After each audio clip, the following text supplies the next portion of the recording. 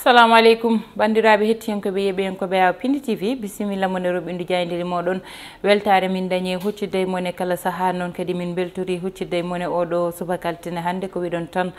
Allah jarama on jarama kono kadi gueno goppuɗo en ɗo en mbawa wasde jarnude ɗum e saaha foof e yettude ɗum ɗum noon no subaka fo addande on ko ɓuuri tengtude e jaydel di haɗe ɗum goto fo salmine inde salmine kadi e yettore serenɓe men mbasa yejjitede ñande fo nane ñaague duwaw yuppo e Sénégal e aduna foof ha ɗo boros wawa hollude en caggal wawa hollude caggal aduna foof jaam duumo e nder leydi meɗen Sénégal ɗum noon addande on tan hande ene jeeya ko ɓuuri tengtude no subaka foof e banggal dawrugol saabu nde anda kam oɗo saaha élection ji parité ɗi ko lawol tigui subaka fo jaydel ɗi gaara e banggal dawlugol konngudi kadi mo ganduɗa kankoni khalife général mo Ndiassane nani nder jaydeli ɗi ha joni kañumne ma en gar hen kono kadi hakkude Aïda Diallo e tan lawol ɗum ne nane nder jaydeli ɗi e oɗo subaka hande en batta sona uddidde e jayde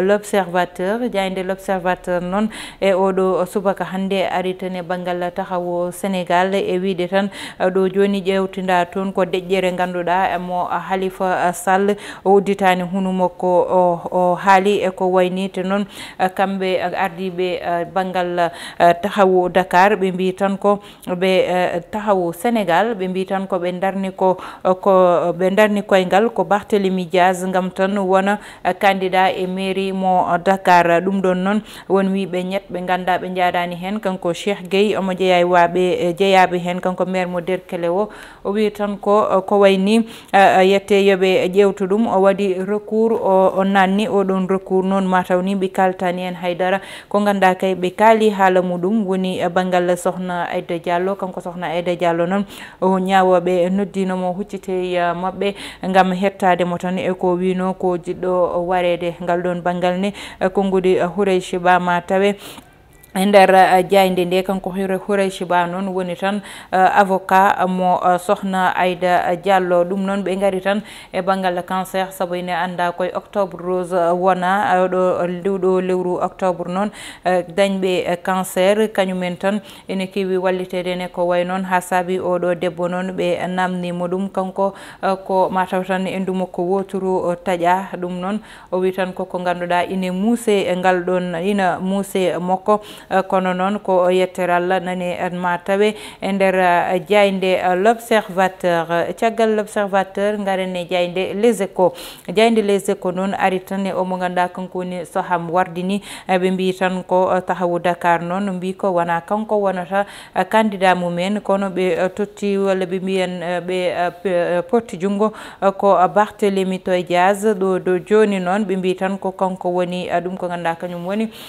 candidat moɓe kanko Soham Wardi noon ɗiɗo konngudi o yaadani hen mon ji hen kadi natal Adji Sarr kanko Adji Sarr noon ene anda tan haala makko heewino ɗo e wiide makko tan so tawi yimɓe 14 wasɓe pittade mumen ɓe yowiti koye dow makko yo lawol yene dow makko kono kadi so tawi fawi koye dow Ousmane Sonko yo lawol fawoye dow Ousmane Sonko kanko noon ɗo joni o sohlani kalis gam tan wiide yete amo woppa walla omo haala ko ganduɗa woɗani o yiɗi tan ko foof o rewne lawol ɗum ko konngudi Adji Sarr ma tawe e jayde les échos caggal les échos garene vox populi noon ma yiye natal maître Abdoulaye Wade e Pape Diop hande ko cekkodiral ƴeewa e hakkude moɓɓe kamɓe ɓeɗo diɗo kanko Pape Diop noon o wi tan ko o holli caggal ɗum ko ganduɗa kañum woni wallu askan wi kamɓe wallu askan wi noon oɗo saaha ɓe darima tan Pape Diop kañum tottiri caution muɗum gam tan jeeyede sungoli paaɗen ɗi ɗum noon holliti tan cekkodiral tigui nani hen kanko Barthélémy Diaz noon o darima gam wiide tan élection ji ɗiɗo paaɗen ko kañum hollitta no fewi darde ɓe ganda kañum woni Benno Bokk Yakare ko way noon ɗum ne ha joni tan omo ganduɗa yete ko kanko woni Mahmoud Saleh kañum ne addi waɗi konngudi fanude tan e ko way noon wiide tan candidature mo président Macky Sall hitande ujunnaji ɗiɗi e nogas e nayyi andete tan koye résultat ji pandaɗi ɗi manam hitande ujunnaji ɗiɗi e nogas e ɗiɗi so élection ji mairie ɗi ɓenni ko nden ɓe gandata tigui holi darde Benno Bokk Yakar walla mbiyen darde APR e nder leydi ndi ɗum ɗon noon ko konngudi makko ma tawe e nder jayde Vox Populi caggal Vox Populi garen e jayde quotidien le quotidien kamɓe noon ɓe dawri tan koye candidature mo tahawu Dakar wiide tan totta noon koyngal walla mbiyen ɗo joni totta jungo ko Barthélémy Diaz gam tan wiide kanko woni candidat moɓe e mairie mo Dakar caggal ɗum noon kanko Cheikh Gueye o nannino recours gam tan ɓe jewtida e koye maɓɓe kono noon ɓe mbi ko oɗon recours koko hollita caggal walla mbiyen koko riwa ɗum noon ɓe gara tan e D-Média ko ganduɗa yete woni coow dañɗo e hakkude moɓɓe lawol tan e banggal fisque pawaɗo e dow moɓɓe wiya noon hanki ɓe ganda kamɓe goni sandarmaɓe ɓe jeehino toon to télé to yete gam tan waɗoyde inventaire bagasuji makko ɗo tolni caggal nde ganda amo jogani laamu kalis ɗum noon wiya tan ko o rokkama ɗo joni lewru gam wawa yette yobde ko way noon so wona ɗum bagasuji makko tette garene jayde las ha joni tan kañum ari koye banggal dawrugol ko ɗon hedditi ha joni Aïda Sow Diawara kañum noon wi tan ko mataw so konngudi suutama fanama tan e wiyede ko ɓe gona politicien yen no hannirta ni waɓe no makko taganine haale kanko koye darde makko o hollittu ɗum ñande fof kono noon so hande Macky Sall walla Aminata Mbengue Ndiaye wimo yo woppit ɗum ɗon koko ganduɗa yete mawo o ƴewtude ɗum no fewi sukaɓe ɓe bosoya kay hayso woodi wiɓe ala e o ɗum ganduɗa kankoni Farba Ngom won sukaɓe dariɓe daraniɓe koyngal gam nangande Farba Ngom ɓe mbi yete kala ko haala e dow makko wona gonga ha joni tan e banggal primaire uji payaɗi ɗi yete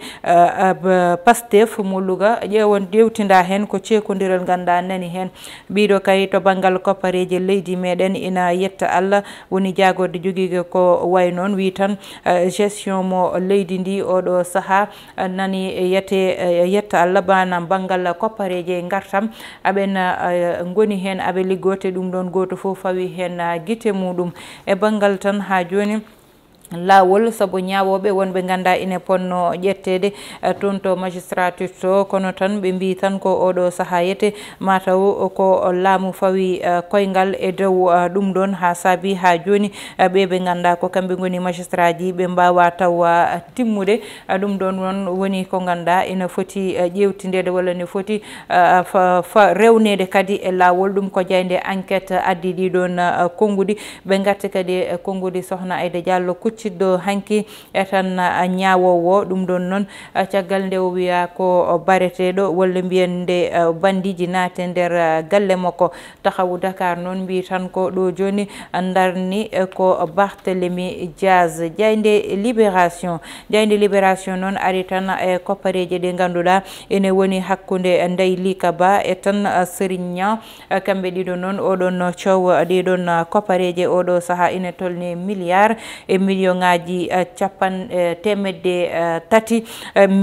milliard ɗum noon ɓe mbi tan ko oɗo saaha oɗo mo ganduɗa ko kanko woni oɗo ɓiɗɗo debbo biyeteɗo Ndeye Lika Ba o waɗi tan plainte faade Serigne Niang kanko Serigne Niang noon kanko tan woni garditiɗo Global Voice o wi tan yete ɗo joni yete ko marché mo ganduɗa ene fanno e banggal ARTP o ɗeɗo koppareji ponno yaltinede ɗum saabi o mo ganduɗa ko kanko ko notaire o ƴetti tan plainte o nawe lawol hakkude moɓɓe kamɓe ɓeɗon diɗo ma yiye kadi mo ganduɗa kanko woni Bougane Gueye Dany e banggal fisque omo fawa hen noon koppareji ɗi o foti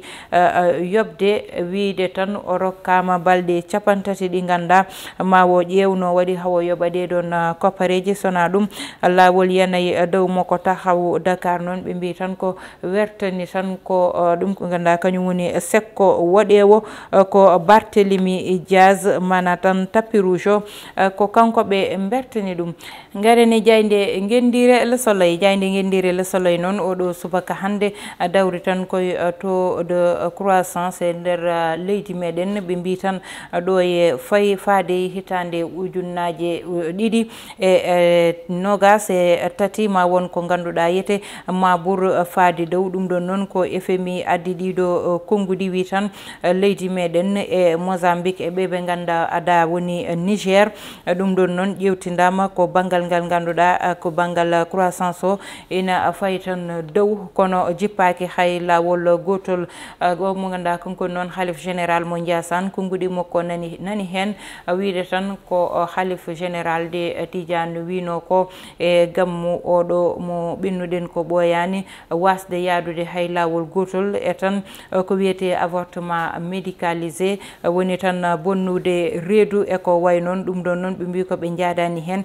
hay lawol gotol ɗum ɗon nane nder jayde Le Soleil caggal Le Soleil uddiren jayde stade noon mon ji hen nattal ɗiɗo goluji ɗiɗi ɗi ganduɗa yete ine hollita darde mabɓe woni tan Mendy e o mo ganduɗa kanko woni Gomis kamɓe ɗiɗo noon wiya tan ko Mendy waɗa meilleur gardien mo ganduɗa ɓuuri mantinade guila lewru janvier toon to diwan mo Europe to ɗum noon addi ɗum ko darde makko mo ganduɗa kay wasi fittande mum holli sport mo Sénégal caggal woni tan oɗo mo ganduɗa kañum wiyete Thiam 12e gaynde kanko Thiam 12e gaynde noon ko hanki o sanki ɗum noon kadi woni ko ganduɗa ko ñakkere mawde e banggal sport mo Sénégal darde makko saabu ene ƴewtidano e banggal 12e gaynde o woni nomo darde mum mantini no fewi ko wiide tan yo Allah yurmo yafomo juuɗe moƴƴe jaɓɓomo koye ɗi konngudi tan guddeten banggal tan ko ɓurno tengtude e jayndeli meɗen e oɗo subaka hande yete en mbatta son gongal woni tan ko fayi e banggal yete fait divers walla mbiyen gueɗe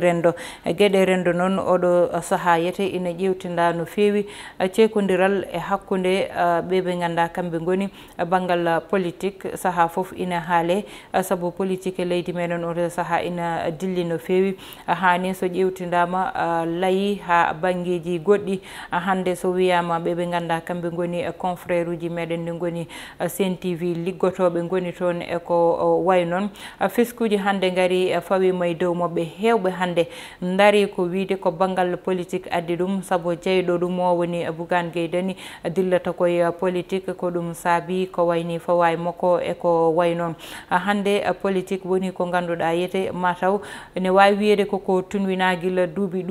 ɗo e nder leydi meɗen Sénégal walla mbiyen e diwan mo Afrique saabu ko way noon addata ɗum ɗo yete saaha foof so ƴewtidama télé mo ganduɗa walla radio mo ganduɗa ni heewi ñingde laamu wooda ko fawayi dow mum walla wooda ko wiya hayso tawi ko winduɓe ɓe gone lawol mana hayso tawi wonɓe banggal fiski ɓe dilloɓe ngal ɗon banggal gone lawol hande darde mumen yiyete tan ko politique saabu wiyete ko kaari dillata koye politique ko ɗum saabi ko wayni yane muɗum saabu ko wayni kadi ƴewtinanomo hakkude oɗo mo ganduɗa woni Sidi Lamine Niass e banggal muɗum e lawol yaragum yo Allah yurmo yaafo ɗum ko wayno Youssou Ndour kadi e banggal kadi lawol ɗum ɗo foof ƴewtidama ɗo e nder leydi meɗen Sénégal politique noon koko ganduɗa oɗo saaha so jiiɓima tan jiiɓima te so neɗɗo ne dilla e banggal politique ne jogui entreprise ina heewi ko wayni so dañi wiye fawi toro fawi koye dow ɓeya saabu ko kaari watta politique o ɗum saabi ɓe ƴetti looci ɓe jiiɗi fiide e dow mum piyodiral ngal heewi ha banggue mabɓe ɗo joni aɓeni ceekodiral ngal nani woodi saabu so ƴeewama tahawu Dakar hakkude Pape Diop maître Abdoulaye Wade ko ganduɗa ko hanki ni rendiniɓe haade hande saabu ne anda Pape Diop banggal muɗum e nder PDS darde muɗum no wano hen ni hande yeehi ha politique sekiɓe no feewi ɓe mbaɗino coalition o fuusi saabu coalition iɗiɗo wiide no fuusa o wonno coalition omo ganduɗa kanko woni yiyete Ousmane Sonko e tahawu Dakar ɓe o wondunoɓe walla mbiyen tahawu Sénégal ɓe o wondunoɓe ha hakkude mabɓe dañi ceekodiral haaɓe jewtidi koye mabɓe ɓe jittodiri ɗum ɗon noon hannde yiya ko hakkude Pape Diop e tan kamɓene coalition mabɓe kanko kam o tottiri caution makko banggue hollide tan o holliti caggal ɗum noon saabi kokoɓe jewtittuno nder ko kamɓe fof ɓe jaadani hen ɓe gada ɓe dañani jiitodiral ko wiyete tan gaye ɗiɗi mbawa jiidude ɗo jarata saabu musat tan kono faɗate mabɓe ɗum ɗon ni koko ganduɗa hande nani ngal ɗon jiibodiral leydi ndi goɗɗo jiibodiral gongal ngal kadi woni ko haaletede e balɗe ko woni banggal Adji Sarr kadi Ousmane Sonko haala curtuko toon ka ni wiye kadi kalis nannama to kaali oɗo nani wiye ne totte kalis kañum wi yiɗi tan ko haalde gonga o tampi dow suuɗino wiyama wona kanko wi noon ɗiɗugal ɗon jiibodiral fof hande nane nder leydi ndi te pourtant ne waɗi ko ɓuuri ɗum dañde fayida robinaji uddoji ko wayno facture aji cerdi goɗɗum nane nder leydi ndi e ko ganduɗa kañum woni luwas uji musɗi e nder leydi ndi hande ɗum ɓuuri fodde wonde priorité politique mo ganduɗa kañum ƴetti fawa yesso politique hande ko tan yimɓeɓe jaaɓi an joƴƴinte ala ko goɗɗo wawi hen a salanama wona an ko jaɓanaɗo wo jotto walla mo Allah wi ko kañum o ko kañum jotto politique ko noon tan aussi simple que ça jarani haala jarani duko jarani foɗodirde jarani warodirde saabu koko ganduɗa ko hande wodata janggo gasat koye ɗi konngudi gudde tan roɓɓindu jaydeli meɗen tottude wonade saaha goɗɗo kono haade ɗum ɗon ne waɗi hen tan ɓe ganduɗa ene poti salminede e weltinede ene ƴiya hen Ceerno Ly Harouna Soumaré e Hattuna Soumaré e omo ganduɗa kanko woni Mohamed Sow Mamadou Sall Doura Karamatullah Diallo toon to diwan mo France omo ganduɗa kanko woni Yummum Pindi maire Leldo Sy toon to Mantala Joli debbo jontaɗo kañum ne salminama juurama ne weltine oɗo subaka talata hande heɗanno ene banggal caméra o ko Amadou Touré wondude Ndeye Fatou Massaly.